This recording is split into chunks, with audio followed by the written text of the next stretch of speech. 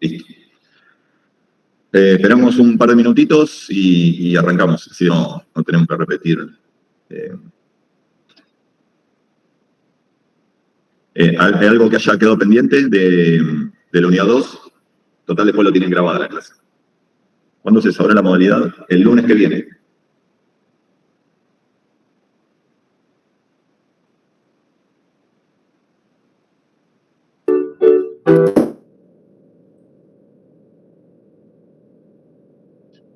No me vi de Amor y Muerte, creo que me falta el último capítulo. Bueno, viste, le viste. Sí, Está muy buena.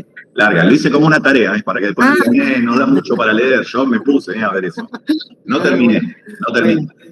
Bueno. Me interrumpió el partido. Bueno. Entonces lo valía. Justo en el último capítulo pasa de todo. Me imagino. Está buena, ¿viste? ¿Te gustó? Bueno. Sí, me gustó. Me gustan las historias del pueblo. Sí. Difícil el pueblo, Uno se queja de la ciudad, pero el pueblo es... ¿Ha visto? No vive en pueblo, así que después le va a contar anécdotas. A fin de año le va a contar anécdotas. Difícil. Del pueblo a la ciudad. Claro. Y de la ciudad al pueblo. Sí, los pueblos. Bueno, retomamos la unidad 2. Preguntas. ¿Leyeron todo?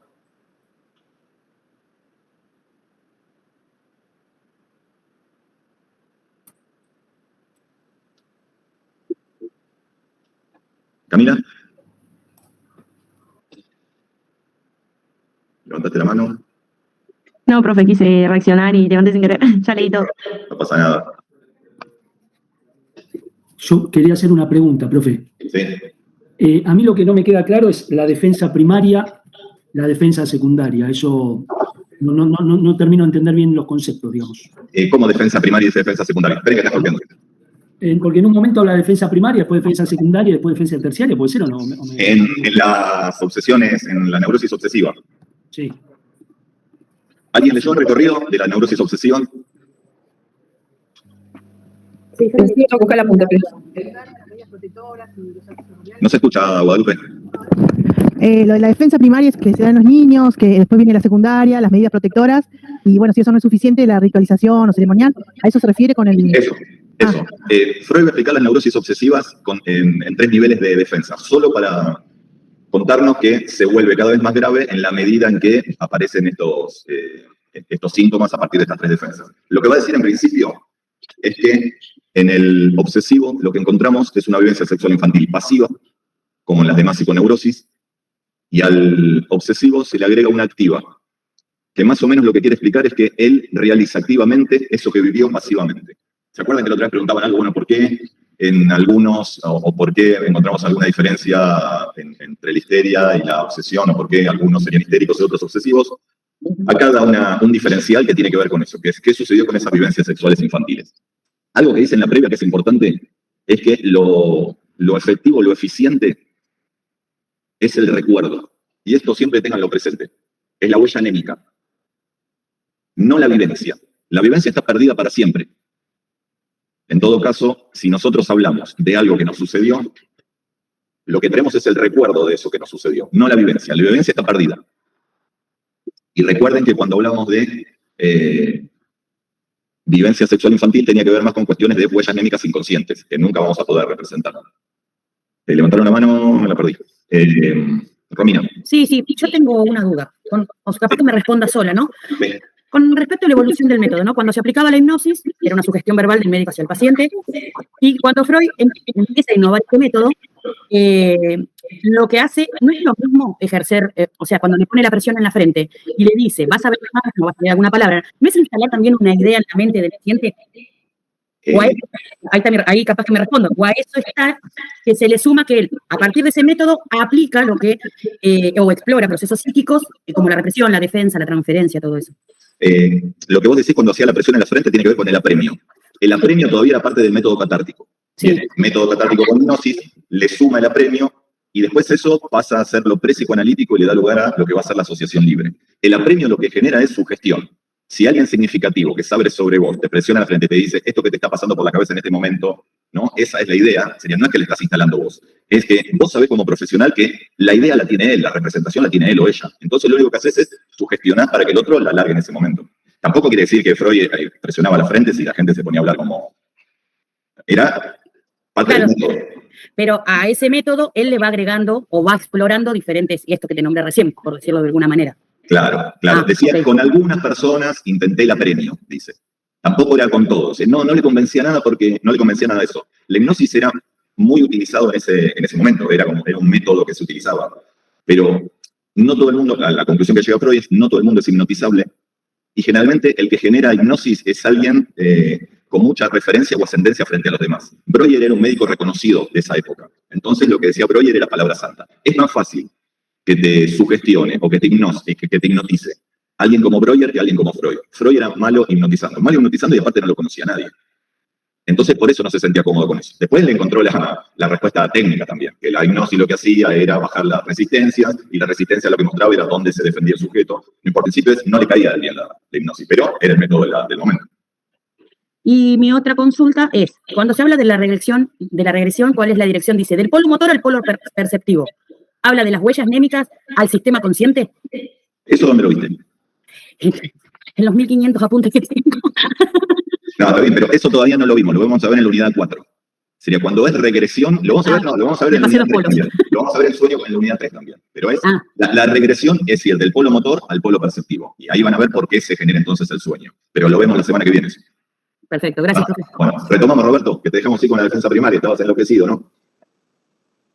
Lo que va a decir Freud entonces es que hay una violencia sexual infantil pasiva y otra activa.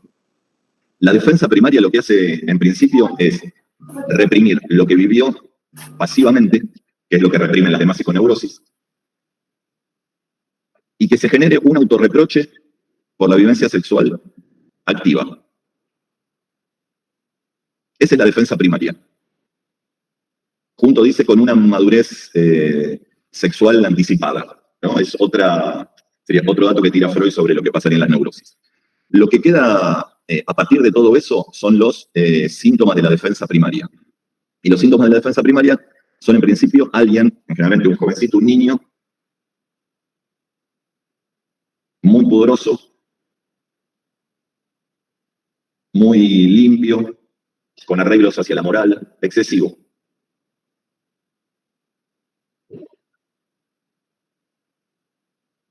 Sería el niño que cada uno de nosotros diría, no hace nada, no se porta mal, no ensucia, hace todo lo que tiene que hacer. No es que todos los niños que presenten ese rasgo van a ser obsesivos. Sí, lo que muestra es que esto se da sí o sí en la neurosis obsesiva. Y ahora viene la parte donde una vivencia actual post-pubertad, algo que sucede en la actualidad de ese momento, de ese sujeto, resignifica alguna vivencia pre-pubertad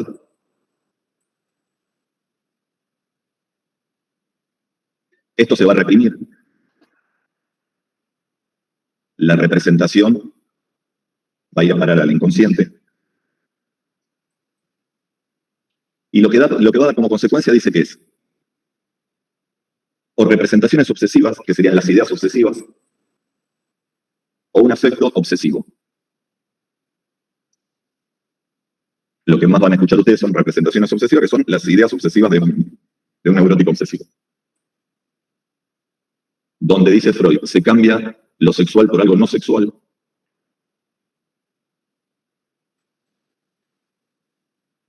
Y lo infantil por algo actual.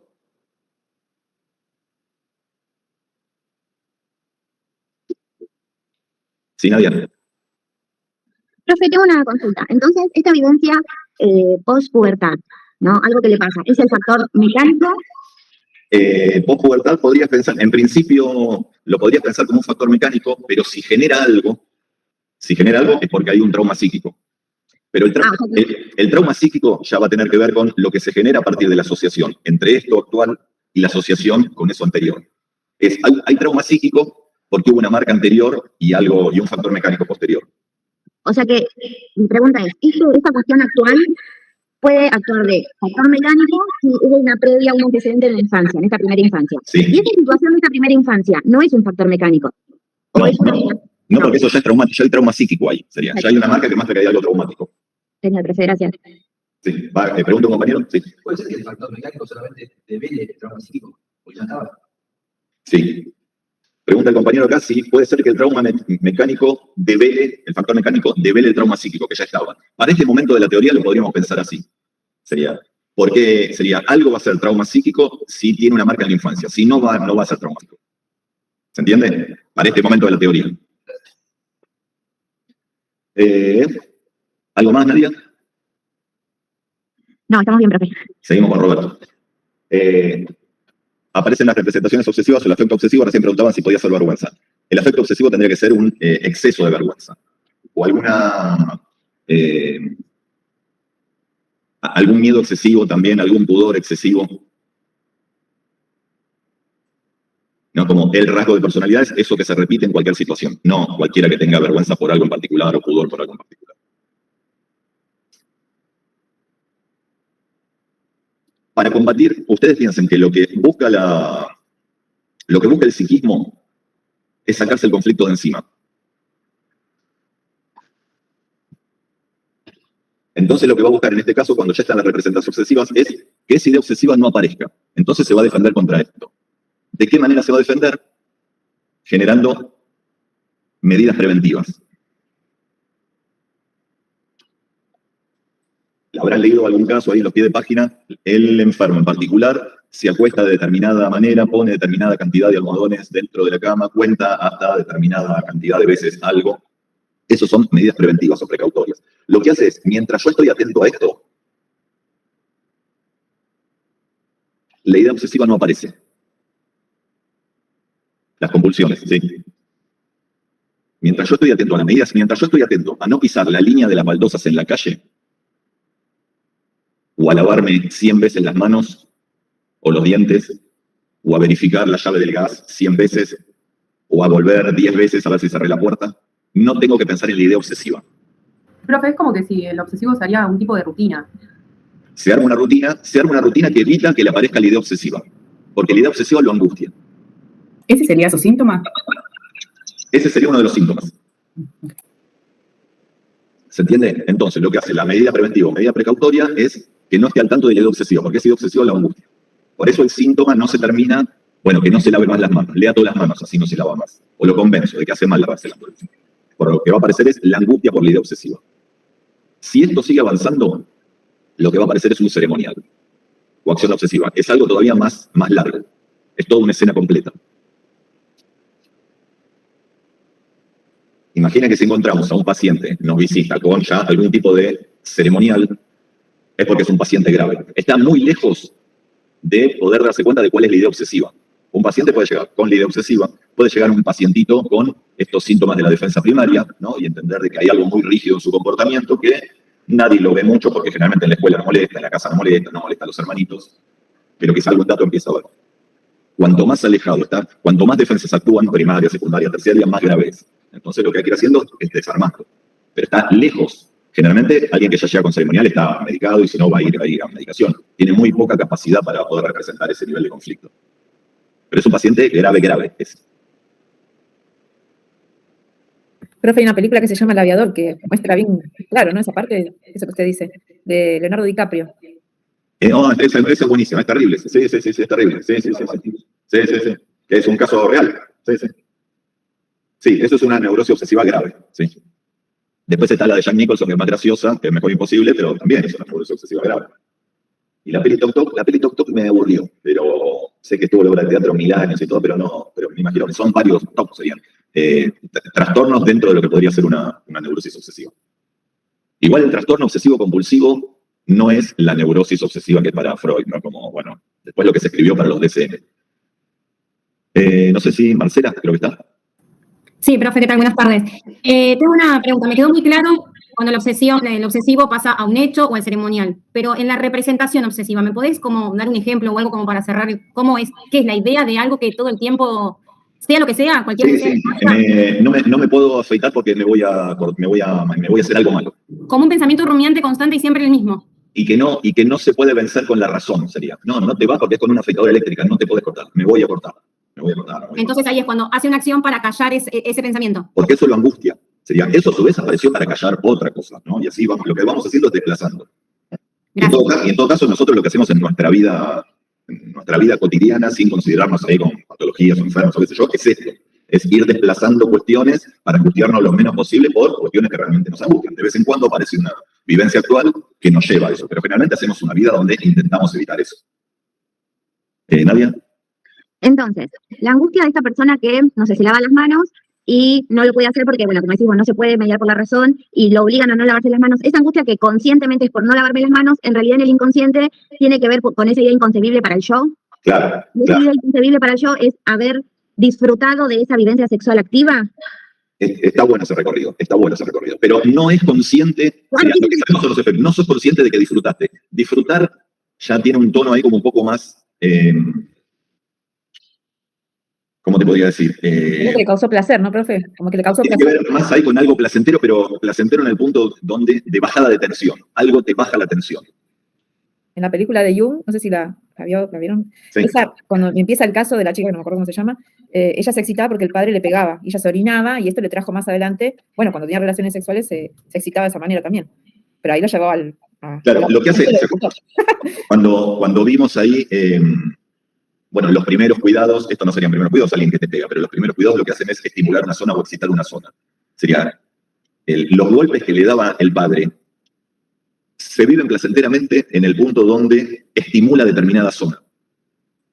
Es placentero en ese punto, en la estimulación sube y baja. No es que es disfrutable al punto. Después, en una escena posterior, bueno, puede recrear ahí como alguna acción sexual adulta donde algo de eso está en juego. Pero en principio, cuando ese niño o esa niña es pegado, habría que pensar más ahí en hay una excitación que se realiza solamente con una estimulación de determinada zona porque hay alguien que está ejerciendo determinado poder o determinados golpes. Eso de por sí genera satisfacción. ¿Se entiende?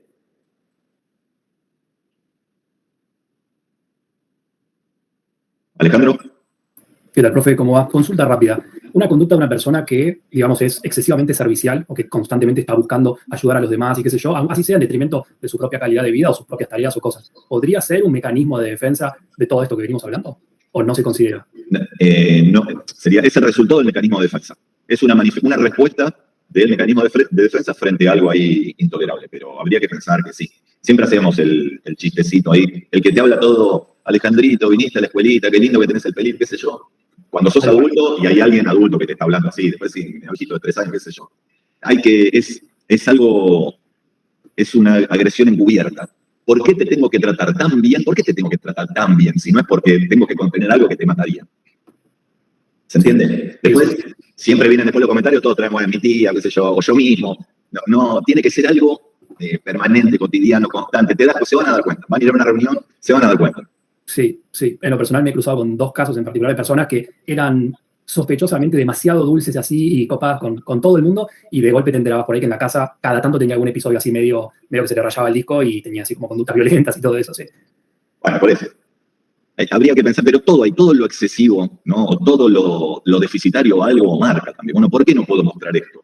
Bueno, es respuesta a algo que me sucedió. ¿O por qué muestro esto en exceso? Una respuesta a algo que me sucedió. Después en el nivel de intensidad de eso podremos decir, bueno, es funcional a la vida que lleve, qué sé yo, bueno, se puede vivir con esta persona o va a parar para el lado de la patología. Porque ponele a alguien muy limpio. Bueno, me lavo los dientes a la mañana y después de cada comida. Bien. Me lavo los dientes a la mañana y después que como un caramelo. Me lavo los dientes a la mañana, cada vez que como un caramelo, cada vez que entro a una reunión, cada vez que... ¿En qué punto está el límite de che? ¿Dónde está? Es bastante subjetivo, pero ¿entienden eso? Y hasta ahí podríamos decir, bueno, cuidadito, chabón, siempre tiene buen aliento, no como mi otro compañero, qué sé yo. Pero... Sí, ¿hasta qué punto es un hábito y hasta qué punto ya es un mecanismo, digamos? Por eso, después, se puede ver desde afuera y decir, che, a este le pasa algo, pero como todos, viste, vemos muy claro lo que le pasa a los demás y criticamos bastante fácil, después está que uno se puede hacer la pregunta sobre eso, che, a ver, para esto, ¿qué me pasa con esto? Bien. Para que sea un síntoma analizable, dice Freud, el sujeto se tiene que hacer alguna pregunta sobre eso y querer sacárselo de encima. No alcanza con lavarse los dientes 48 horas o 48 veces por día. Ahora, pero es como vos decías, si ya es una cuestión de que por ahí el paciente presenta una cuestión ceremonial, no se está dando cuenta en sí mismo de lo que está pasando ni se está preguntando por eso. No, generalmente va a venir porque llega tarde siempre al trabajo, porque tiene problemas con la pareja, porque, qué sé yo, porque gasta en pasta de tal fortuna y ataca qué sé yo. Pero no hay mucha pregunta, ¿no? Tengo conflicto con mi pareja, en el laburo, en el coso, entonces voy a venir a resolver esos conflictos. Después podríamos pensar, puede aparecer la pregunta, che, bueno, pará, esto es excesivo, ¿qué me pasa con esto? Bien.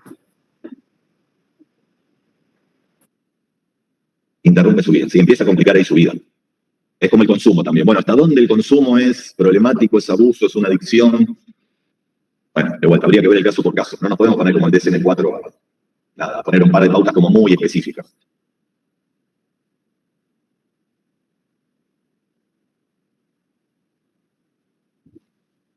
¿Psicosis alucinatoria? ¿Leyeron? El único que dijo que no fue el que está acá presente. Así que le voy a creer a él y a ustedes voy a decir, de los 100 y pico, la mitad. Sí, No, sí, profe, yo no la leí todavía. una defensa, Bien. dice que es una defensa más drástica y es más una defensa más fuerte, ¿no? Pero dice que se crea como un agujero y que, bueno, ya no es que ya se olvida tanto del afecto como de la representación. Desaparece, se genera ahí un vacío, dice Freud. Es sobre una vivencia sexual infantil, sería mucho más fuerte, mucho más intensa. Entonces la defensa también es más intensa. Y tiene alucinaciones. Profe, ¿cómo sería esa persona? Porque la verdad que siempre me pregunto, ¿cómo es? ¿Qué muestra, por ejemplo? ¿Cómo? Muestra lo mismo que cualquier vecino, cualquier obsesivo, qué sé yo, depende en qué momento de su situación ahí esté. Como todos más o menos parecemos, no sé, hijos de vecino hasta que mostramos ahí como alguna diferencia que puede no ser muy significativa. Pero lo que plantea Freud ahí con la psicosis alucinatoria es que esta vivencia sexual infantil arrasadora, en principio, habría que pensar que hay abuso, decir abuso concreto es una pelotudez, después que le dije que ya manipular ahí un bebé o un hijo genera algún tipo de excitación extra, pero habría que pensar en algo muy fuerte. ¿Vieron? Hay una serie que no sé la traducción, pero se llama Sharp Objects, que es solo tienen que ver, no sé si es mejor que la de no, les voy a decir la semana que viene, solo tienen que ver cómo se maneja esa madre. No, y van a ver que no me la van a poder describir. ¿Qué es lo que hace esa madre para generar lo que genera? No se puede describir. Yo sé que me van a querer cagar y van a buscar la manera de describir eso, pero es difícil decir cómo se maneja esa madre. Sharp Objects, así. ¿Qué es lo que hace? Pero vos te das cuenta en ese momento que le está cagando la vida. Y no es algo muy... con ciertos gestos o ciertos comentarios. Cuando vos decís, la madre de una persona que después va a sufrir mucho, es así.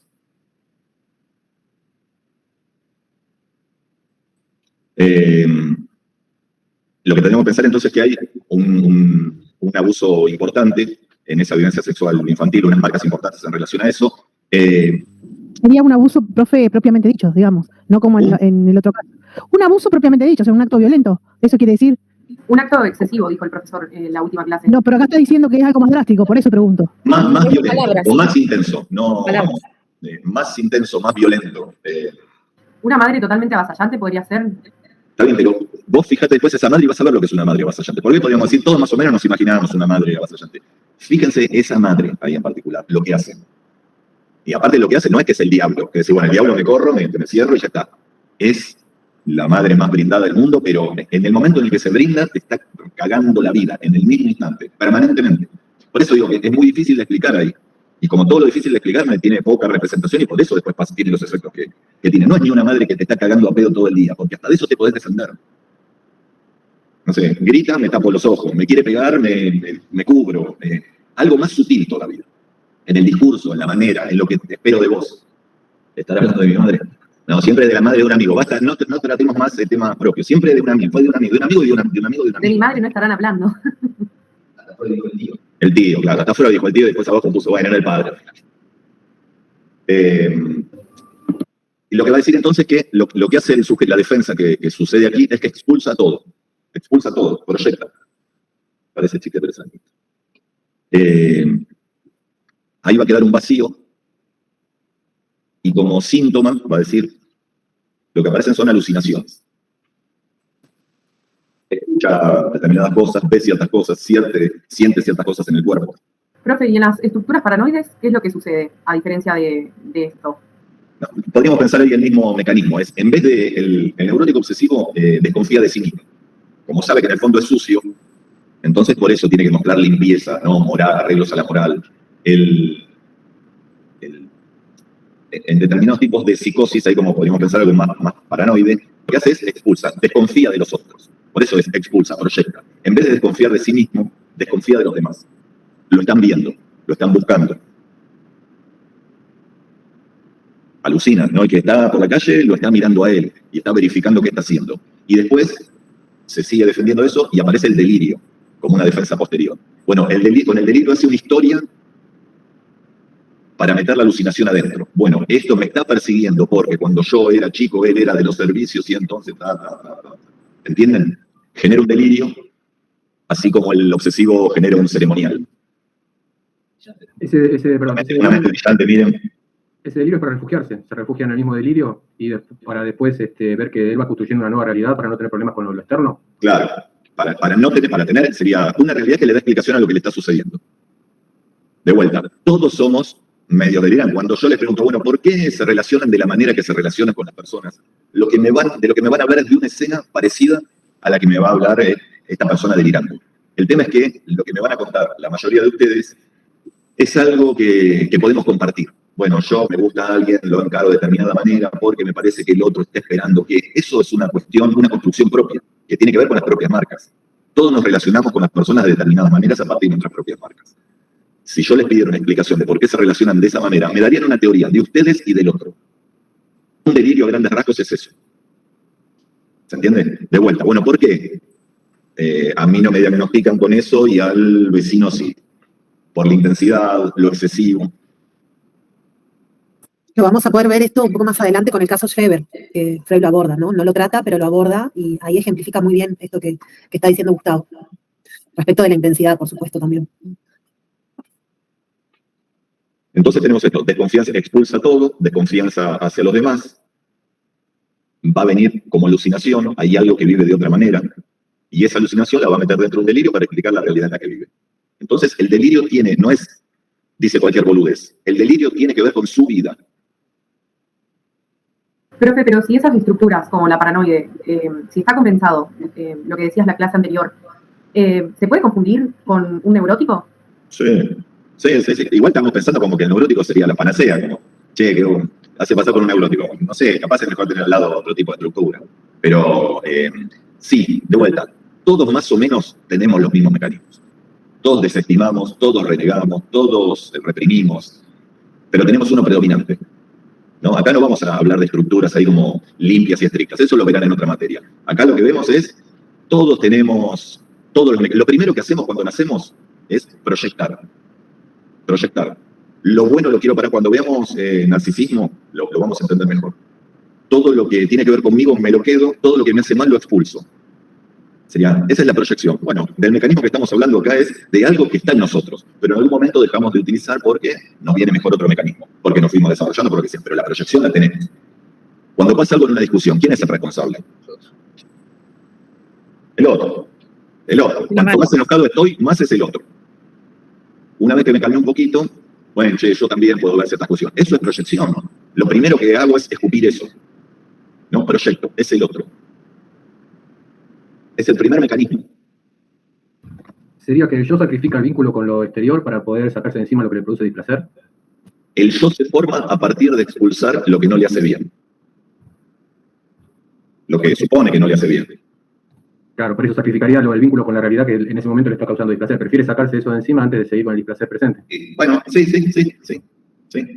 Porque ahí funciona bastante con el placer-displacer. Después va a venir el principio de realidad, ¿no? Que te saque un poquito de ahí. Entonces decir, bueno, si tengo hambre, no le puedo sacar de la mano la comida a mi mamá. Espero, le digo, che, vieja, cocinate algo, si no cocino yo, ¿no? Como la realidad va haciendo que el placer no sea tan importante. No sea tan importante en ese momento. Entendiendo de que después de un rodeo lo voy a conseguir. Bueno, voy a terminar comiendo. ¿Cómo le explicas a un bebé de 1 año, bancame media horita, que termino de hacer esto, termino de trabajar y le doy la comida? Es imposible. Va en contra de él, porque él tiene la sensación de hambre. Lo que quiere es comer. Este interjuego con el otro, lo que va a hacer es que empiece a caer en esa realidad, ¿no? Entonces, bueno, no es todo placer inmediato, sino que hay algo que se puede sostener en el tiempo para conseguirlo más adelante. Pero en principio es, cuanto menos desarrollado es el psiquismo, lo que no me genera placer, es displacentero, es malo. Y van a ver, así como ya se encontraron personajes que son muy hacendosos, también gente que siempre el quilombo es el otro, siempre. Toda la pareja, todos los jefes, toda la familia, todo el quilombo es el otro. Bueno, y no tienen un año, 20, 30, 40, hasta de 90 se encontraron personas. Restos fósiles se encontraron con eso. Profe, una consulta. Entonces, a la paranoia crónica sería la desestimación y la proyección del mecanismo. No escuché Trinidad, perdón. En la paranoia crónica, el mecanismo sería la desestimación más la proyección o solo proyección. No, acá para este momento para este momento la teoría es la proyección, proyecta. Lo tira todo afuera, no queda nada reprimido. No es que esa representación va a parar al inconsciente, sino que lo expulsa, no existe. Y en lugar de eso viene la alucinación y el delirio. ¿Se entiende? Bien, gracias. Es del otro. No, eso no es mío. Profe, yo quiero preguntar si displacer es igual a tensión psíquica. O sea, Displacer es, igual a tensión psíquica. Es un concepto que aprendimos el año pasado. Va, que yo opino. yo hasta este momento la teoría podría decir que sí. La tensión genera displacer. Bajar la tensión genera placer. Entonces podríamos pensar que el displacer tiene que ver con tensión psíquica. Por eso también decíamos que algo traumático no tiene por qué ser una mala noticia. Puede ser, me gané $1 millón, ¿vieron? Como Samantha Schweblin, es una escritora ahí que tuvo un libro ahora como bastante famoso, se ganó $1 millón en España por su libro. No importa, es ganando algo que no esperas, también eleva la tensión y es displacentero. Después puedo decir, estoy feliz con eso, pero físicamente lo puedo estar sufriendo. ¿O decís que Samantha está sufriendo? No, pero a mí yo el drill fui. Es también es feo eso que hace, no es feo. Se queremos sufrir.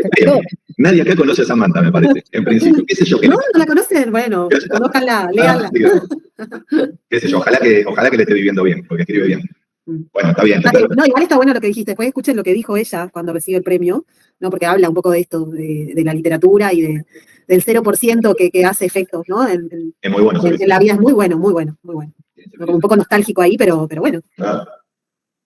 Y aparte, después explicaba, de vuelta, si escuchamos el discurso podemos entender que eso le resultó placentero, porque ella lo que buscó, lo que le costó siempre, dice, es tener un sueldo mensual, ¿no? Algo mensual. Para alguien que escribe, hace modo que se dedicó siempre a eso, se entiende de que a veces tiene dinero, a veces no tiene. Y esto le daría el sueldo mensual. Por lo tanto, se podría pensar que es hasta algo que estaba esperando, pero bueno, no lo sabremos.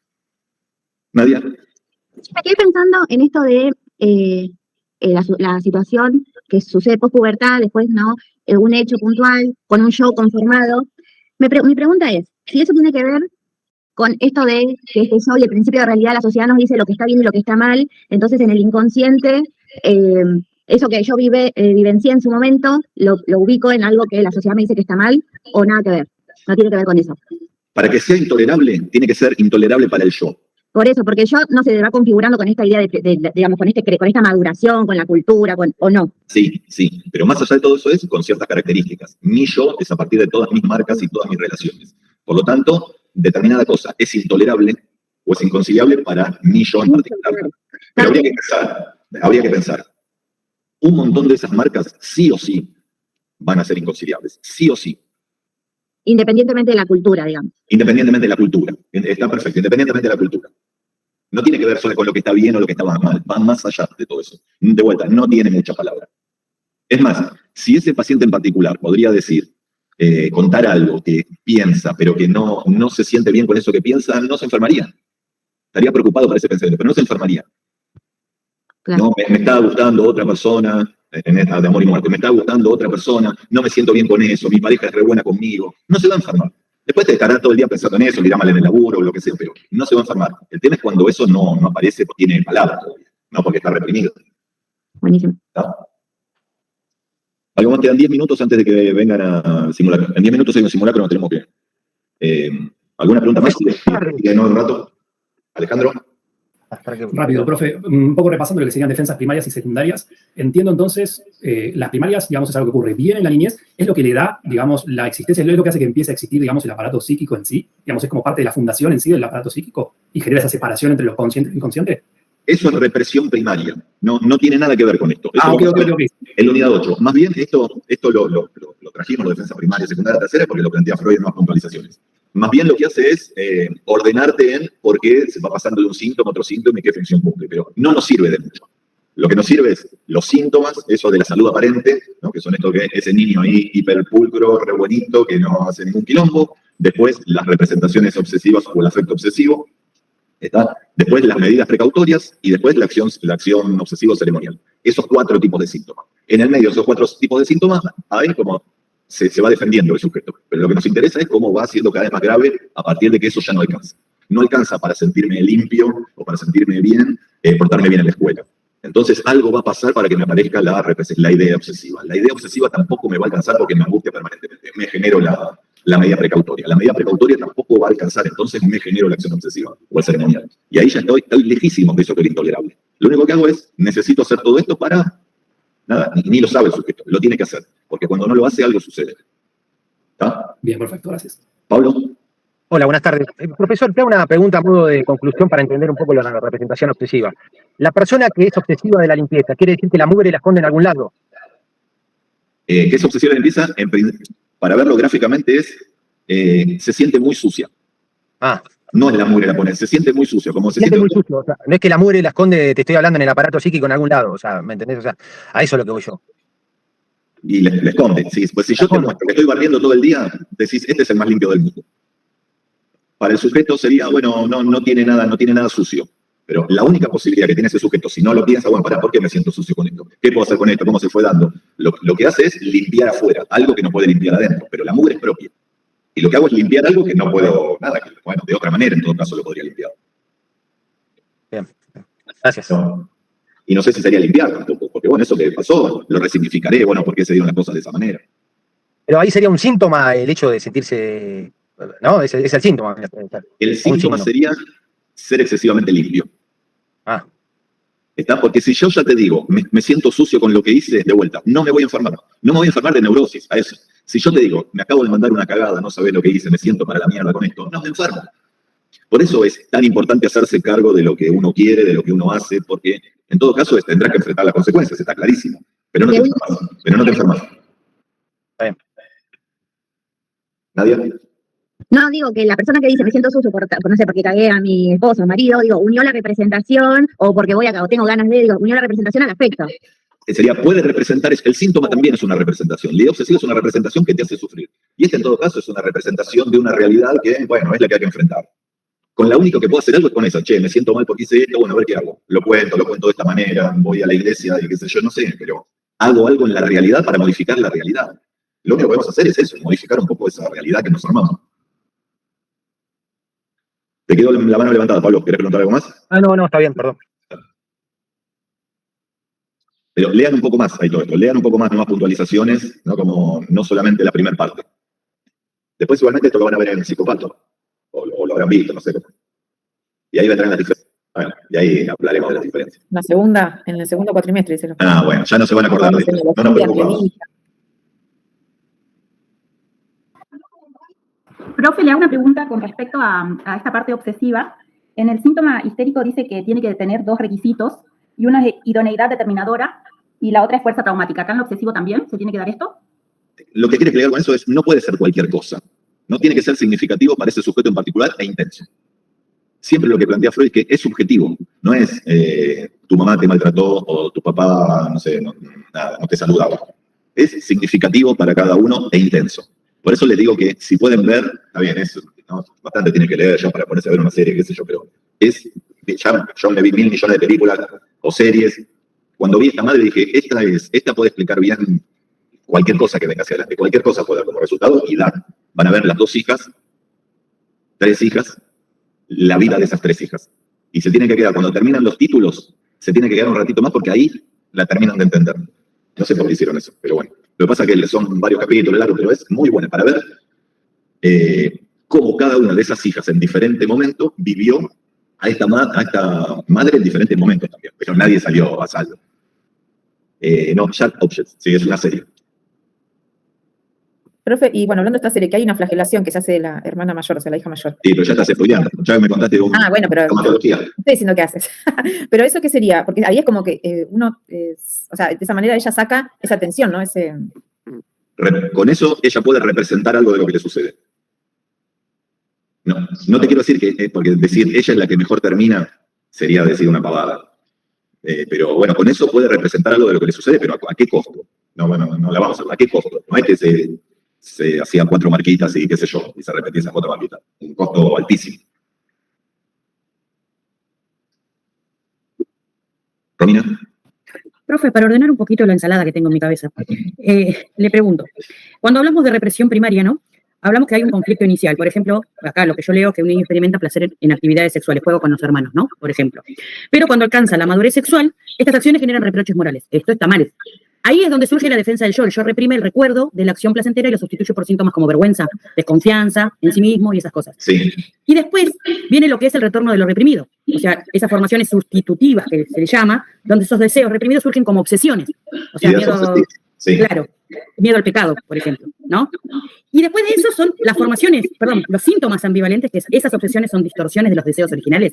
Sí. Así más o menos entendería lo que es la represión primaria. No, eso no es la represión primaria. Eso es el recorrido de una, por eso tenés como apuntes de otras clases o de otras materias también. Esto es la represión. Todavía no vimos represión primaria y represión secundaria. En todo caso, esto sería represión secundaria propiamente dicha. Pero no le va a servir para nada ahora. Hoy es represión. Este es el mecanismo de defensa. Ok. No se metan con eso todavía. No, es que no. Lo que pasa es que lo tengo como etiología. No, por eso, sacá primario. Si sacás primario, ese recorrido te queda bien. Ok. Represión sería separar representación de afecto. Explico. Para este momento es esto. Represión es separar representación que va al inconsciente del afecto, que va a ir a parar al otro lado. A una parte del cuerpo, a un objeto fobígeno, a una alucinación o una idea obsesiva. Bueno, me parece que quieren que nos quememos acá, porque el simulacro... Bueno, hay que ver de verdad. ¿Alguna pregunta más? Bueno, no les va a explicar un poco cómo va a ser la dinámica de la clase que viene. Bueno, para la clase que viene arrancamos con sueño, ¿sí? Obviamente si quedan dudas sobre la unidad repasamos, pero la idea es comenzar con, por lo menos, qué es el sueño, cuál es su función y cuáles son sus mecanismos. Para eso les voy a sugerir, no sé si ustedes ya estuvieron leyendo en la unidad 3 que tienen el sueño de la inyección de Irma, ¿sí? O depende de la traducción, bueno, tienen un recorte ahí, pero depende de la traducción, está como análisis de un sueño paradigmático o ejemplo del análisis de un sueño, que es el propio sueño de Freud, ¿sí? Que él tiene, y a partir de ahí él hace una explicación de cómo sería interpretar un sueño desde el psicoanálisis y cómo él articula esta forma de interpretar los sueños. Ahí se va, cuidado con el fuego. Cómo él entiende y diferencia, de acuerdo a las modalidades que se venían suscitando de interpretación de los sueños, cómo lo concibe desde el psicoanálisis, ¿no? Entonces ustedes ahí al principio van a ver un poquito eso, él hace un poco un recorrido bastante extenso sobre las teorías del sueño y las formas de interpretación, y después arma, ¿no? Y estructura un poco cómo sería la interpretación desde el psicoanálisis. ¿Y de qué ejemplo se sirve? Nada más ni nada menos del propio ejemplo, de su sueño, ¿sí? Él lo que hace es relata la antesala, y esto que les digo tengan en cuenta, relata la antesala del sueño, el día anterior, qué le pasa a él, después escribe el sueño, y luego la interpretación que él mismo hace de ese sueño, ¿no? La actividad o la tarea, que no es obligatoria, pero es una sugerencia, no es una tarea en el campus, es para que podamos compartir acá, los que alcancen y den, es que ustedes puedan ubicar en el sueño de Freud, obviamente se pueden servir del sueño y del análisis detalladísimo que él hace de ese sueño, que puedan ubicar los mecanismos del sueño. ¿Leyeron algo de los mecanismos del sueño? ¿Sí? Los que dicen sí, ¿se acuerdan cuáles son? Así pueden anotar. Condensación, desplazamiento. Hay otra más. Transposición. Figuración plástica. Ok, sí, puede ser figuración plástica o transposición en imágenes plásticas. Digan como digan, está bien, ¿ok? Y después una elaboración secundaria que es cuando estás despierto, que es lo que empezamos a relatar. Muy bien, perfecto. Bueno, esos son los mecanismos que ustedes tienen que ubicar en ese análisis que hace Freud. Si ustedes leen el texto original, porque no recuerdo si en el recorte que les armé fui tan explícita, por ahí no lo hice a propósito, Freud escribe incluso, esto es un desplazamiento, ¿no? Hay partes donde él mismo trae la teoría y explica algunas cuestiones.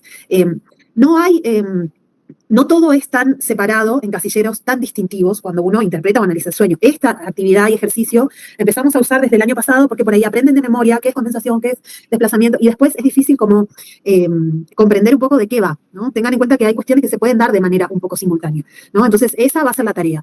También les sugiero, si quieren, que puedan ubicar ahí el resto diurno, ¿no? Y qué pasa previamente al sueño, que es muy interesante, como para pensar más adelante en la clínica, en la práctica, porque justamente en este punto es cuando Freud inaugura el psicoanálisis y la asociación libre. Entonces, la interpretación de los sueños, incluso cuando Freud la escribe este libro, él lo pospone la publicación un año más porque quería publicarlo en el siglo que se venía, ¿no? Porque para él era tan importante este texto, ¿no?, que inauguraba justamente el psicoanálisis. Hoy Gustavo dice en un momento, cuando Romina creo que le preguntabas algo respecto del apremio y demás, ¿no?, dice, bueno, esto es pre-psicoanalítico.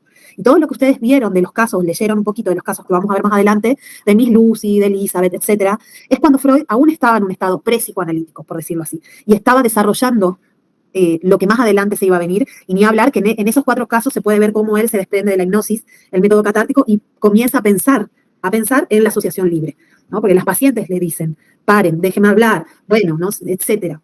Entonces, esto es muy importante para que tengan en cuenta, ¿sí? De los casos, recuerden que ahora no va a entrar nada, pero por una cuestión de tiempo, para que entren bien los conceptos y que ustedes no se mareen, porque son casos muy largos, muy complejos, no necesitamos que ustedes sepan específicamente cada parte de cada caso, pero sí que puedan ubicar ahí el tiempo cronológico de Freud, el método, ¿no?, cómo evoluciona el método, ¿no?, desde la hipnosis hacia el psicoanálisis, y también los inicios de ciertos conceptos. De nuevo, represión. En este momento, represión es un mecanismo de defensa. Luego Freud le va a dar otra entidad, y más adelante lo van a ver con introducción al narcisismo, con otros pasos más, cuando veamos el caso Schreber, cómo él lo desprende en distintos pasos, ¿no?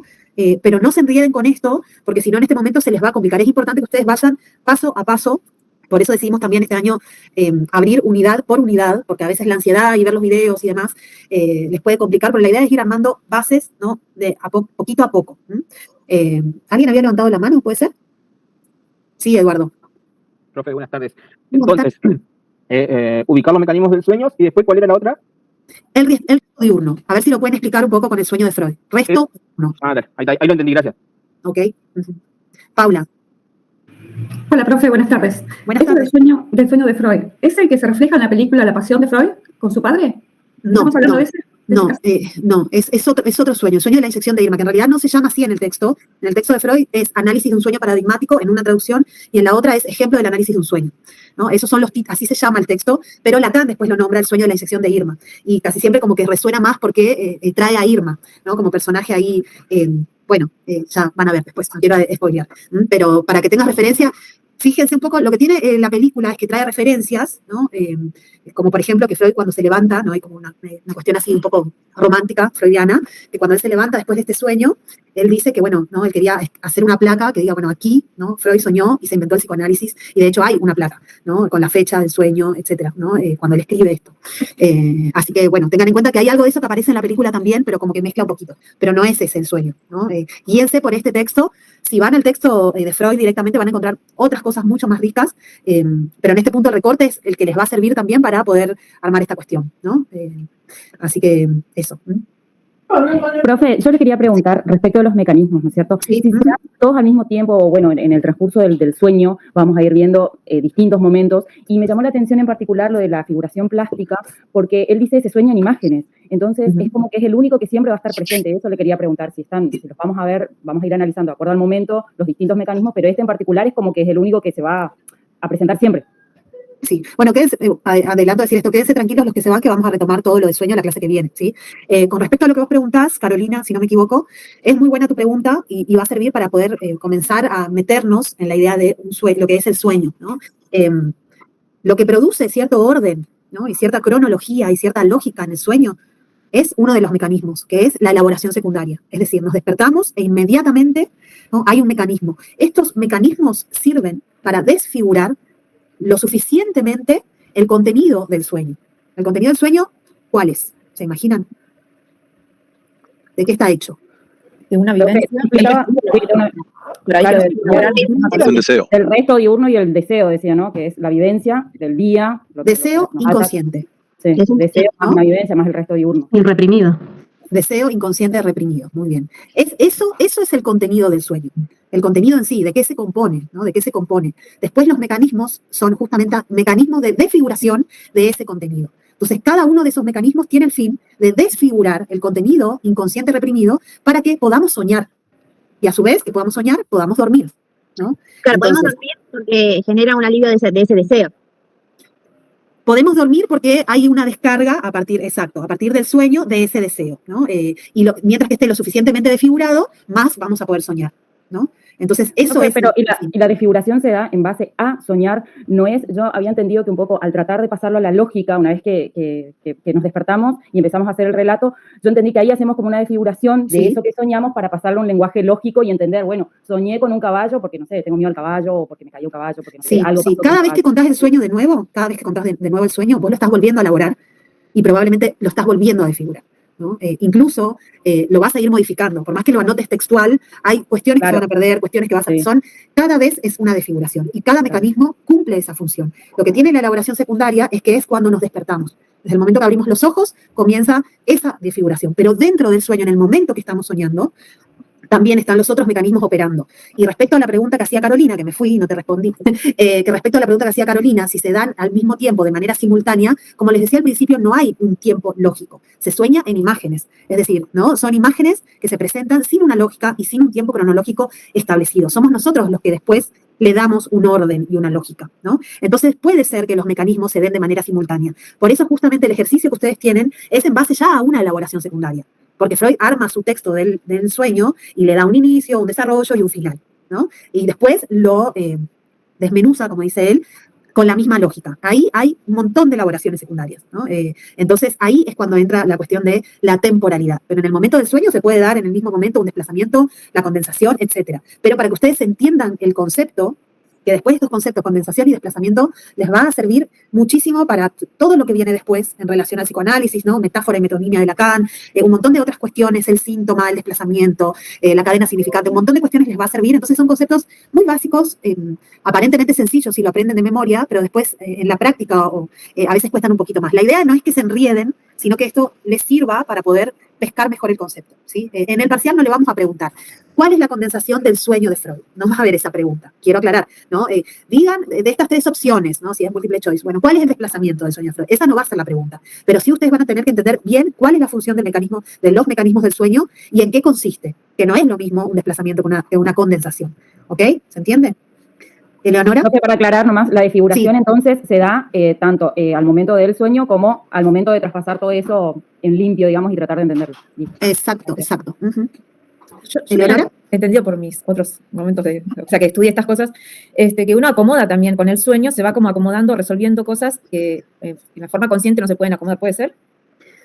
Habría que ver la palabra acomodar, pero sí te podría decir, y les podría decir, bueno, quienes tienen experiencia por ahí en un análisis y demás, lo más probable es que si comienzan un análisis, sueñen, ¿no? O hay algún momento en el que el sueño, llevado a un análisis, no tiene un efecto de, entre comillas, acomodar algunas cuestiones que uno viene trabajando o elaborando. En ese punto, el sueño sí, ¿no? Freud va a decir, es la satisfacción del deseo inconsciente reprimido. Es un modo de satisfacer, ¿no? Entonces, por supuesto que tiene toda su función, ¿no? Hay que ver si de acomodar o cómo lo podemos leer después. Lo vamos a ver un poquito más adelante, pero tiene una función. Cuando lean, tomad esta pregunta que vos estás haciendo, que está buenísima, y lee de nuevo este texto de Freud, ¿qué función tiene para él? ¿No? ¿En qué punto se satisface él en el sueño, digamos, soñando algo que responde a algo? ¿No?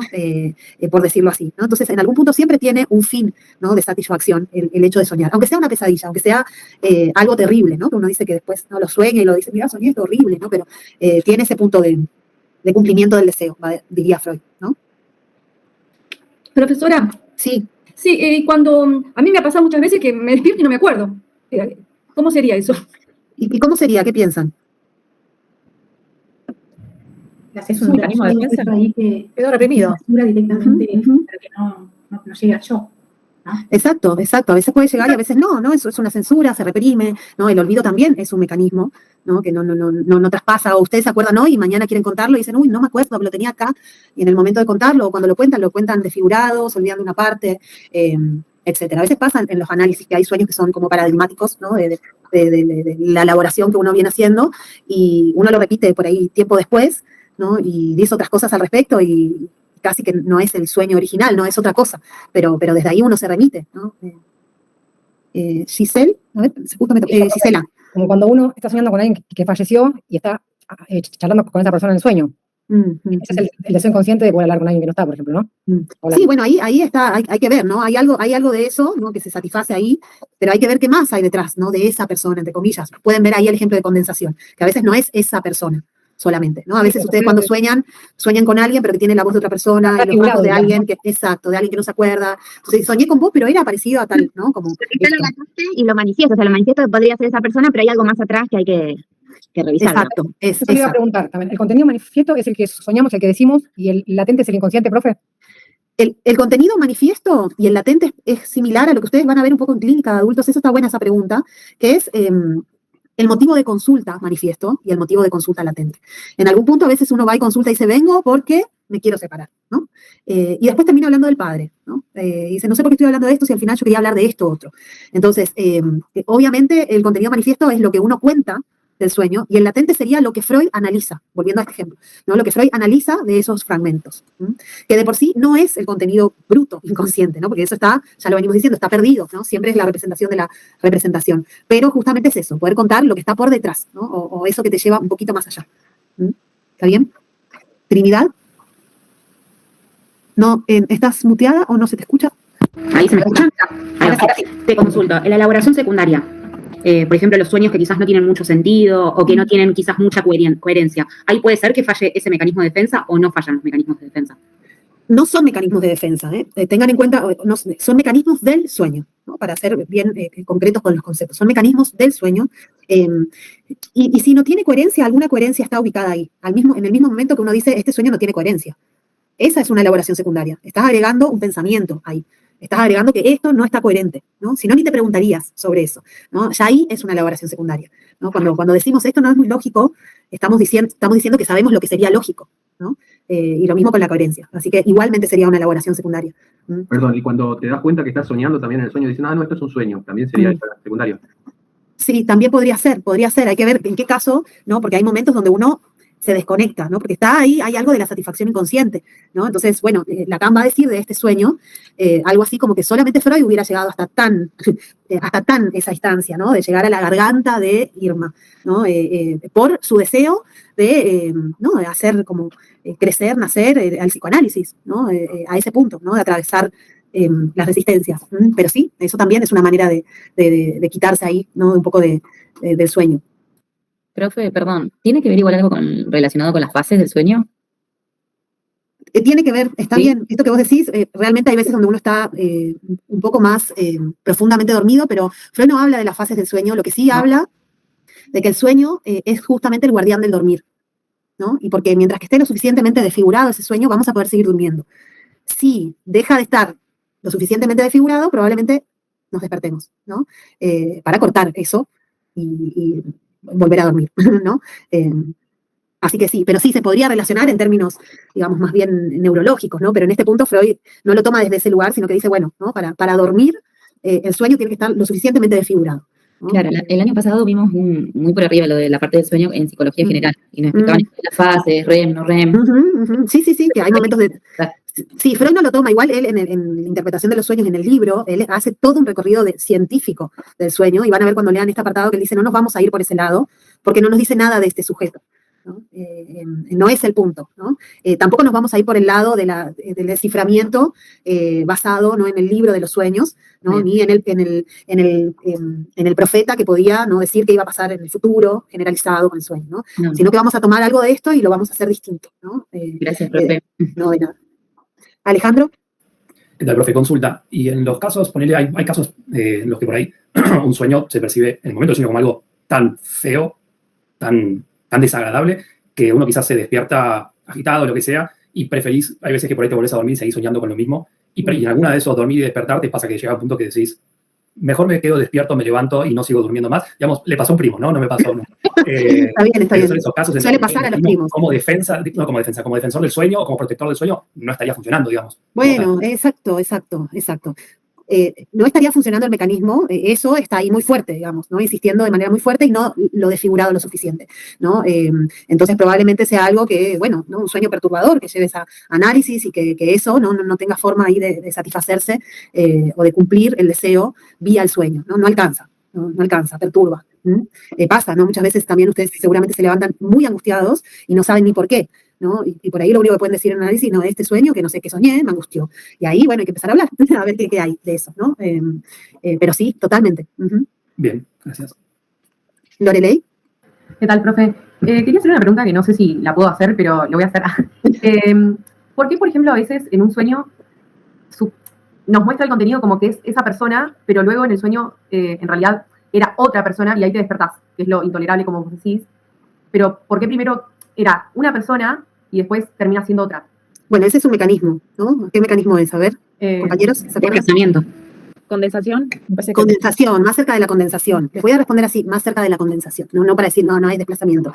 Pero más que nada porque más allá de que vos le pones una temporalidad, decís, primero era una persona y después fue otra, en un objeto, ¿no? Están condensadas dos o más figuras, ¿no? Representativas, ¿no? Y eso desfigura. Y el por qué te despertás es porque quizás no estaba lo suficientemente desfigurado para seguir soñando. Entonces, profe, supongamos que persona 1 es la primera que aparece y persona 2 es la siguiente. ¿Qué persona es conocida que vos soñás con esas dos personas? Y en el punto eso no importa, ¿no? Porque estás soñando con las dos personas y a la vez esas dos personas no son las dos personas, ¿no? Recuerden que siempre hablamos de la representación, de la representación, de la representación. Esas personas que vos estás soñando te sirven, por decirlo así, en este sueño que vos estás soñando para dar cuenta de algo de tu deseo inconsciente reprimido, que algo de eso se pueda satisfacer, ¿no? Pero no significa que vos estás soñando en su completud de esas personas, ¿no? Más allá que después la elaboración secundaria te permita cierto alivio al decir, ay, soñé con tal, ¿no? Pero después era tal, ¿no? Eso también es una desfiguración que nos separa del deseo inconsciente, ¿no? Reprimido. Nos separa. ¿Se entiende? No. Bien, Nancy. Estás muteado. Estaba Guadalupe primero. Ay, perdón, no te vi, Guadalupe. Ay, perdón, ahí está. Ahí se movió el cuadradito y te veo. Bueno, vamos con estas dos preguntas y seguimos la clase que viene, chicos, ¿sí? No se preocupen que arrancamos de cero. Guadalupe, ¿sí? Profe, no hay problema. La consulta era si la condensación también se daba, por ejemplo, cuando se sueña con una persona que no conoces, que nunca has visto, y la condensación se da con, por ejemplo, distintos aspectos, por ejemplo, ojos de una persona conocida que tiene cierta representación en mi psiquis, con, por ejemplo, el pelo de otra persona, y así como ir formando una persona que nunca le he visto, pero tiene una representación y un significado para mí, digamos, puede ser el ejemplo. Muy bien, excelente. Como un collage, pero que tiene algún sentido para vos. Por eso, Lacan después lo nombra como metáfora, ¿no? En ese punto. O lo relaciona, por decirlo así, ¿no? Para que no se queden como que es lo mismo. Pero está muy bien ese ejemplo. Y lo van a ver en el texto de Freud, que está bastante claro los ejemplos. Ahí volviste, Gustavo. Sí. Te veo recién ahora. No te había visto, no sé por qué. Volví, ya apagué el incendio todos. Qué bueno. Sí. Nancy. Y yo lo que le quería preguntar era, por ejemplo, justo cuando estaban hablando de los sueños, de las imágenes, por ejemplo, ¿qué pasa, por ejemplo, con personas? Yo digo, esta persona nunca la vi. ¿Qué serían esas imágenes? Son personas que... lo que no entiendo es eso. ¿Qué pasa con eso? ¿Mezclas en los sueños? ¿Qué serían? Porque ¿de dónde salió esta persona? Nunca la vi. Eso es lo que me ha pasado. Bueno, es la idea de una persona, al menos, podríamos decir, como que la formo yo. Por lo menos es la idea de una persona que vos podés poner ahí, y a partir de ahí condensarás en esa persona rasgos, como decía María Guadalupe, rasgos, el pelo, el ojo, la voz, de otras, ¿no? Pero esas otras algo tienen que ver con tu historia y con vos, no será cualquiera, más si te resuena, ¿no? Claro. En ese punto. Sí. Gracias. Ahí. Sí, Gustavo, podés hablar. Yo nunca levanto la mano, ¿viste? Cuando voy a la clase, voy a levantar entonces. Y no se puede, igualmente uno no podría soñar nunca con alguien que nunca vio. Uno no puede tener un recuerdo de algo que nunca pasó. Por eso cuando tenemos miedos ahí hacia adelante o cuando nos acordamos de algo en particular, eso pasó. En todo caso, como dice, no estará desfigurado. Pero si soñás con una persona que no reconoces, no la reconoces porque tiene algún tipo de desfiguración. Pero si te pones a desentrañar ahí el sueño, tendrás los rasgos, como vienen hablando de determinadas ahí personas o determinados objetos. Gracias. Perdón que me colé, era la última, esa Está muy bien, muy bien. Bueno, muchas gracias por el aporte. Bueno, seguimos la semana que viene, Gus. Nos vemos la semana que viene. Bueno, nos vemos. Gracias. Gracias. Gracias. Buenas noches. Chao.